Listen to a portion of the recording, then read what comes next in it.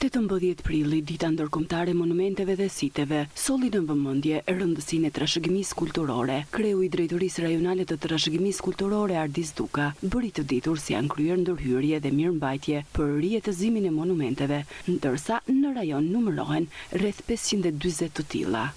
Vim të planit të masave të hartuar nga Drejtoria Rajonale të Trashëgimisë Kulturore Gjirokastër në bashkëpunim me Institutin Kombëtar të Trashëgimisë Kulturore dhe Ministrinë e Kulturës dhe Sporteve.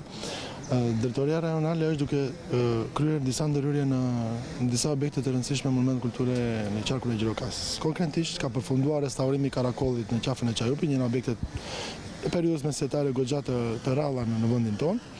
Ka përfunduar restaurimin, ka përfunduar rrethimin e parkut arkeologjik të Adrianopolit për të ruajtur këtë objekt nga dëmtimi i baktive shtektare që kalojnë aty.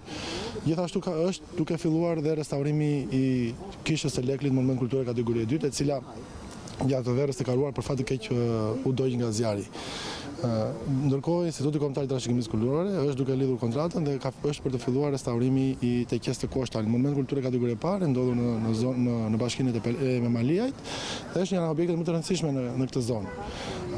Paralelisht është duke u hartuar projekti për restaurimin ndërhyrje konservuese restauruese në Kalan e Gjirokastës, një nga objektet më të rëndësishme jo më të qarkut, por të vendit tonë, në fushën e trashëgimisë kulturore, si dhe restaurimi i konakëve në manastirin e Dervicianit. Është duke përfunduar projekti i restaurimit këtyre objekteve. Ndërhyrjet janë përqendruar kryesisht në restaurim, konservim dhe rijetëzimin e këtyre objekteve, me synim për t'i kthyer ato në hapësira funksionale për komunitetin dhe atraksione për vizitorët.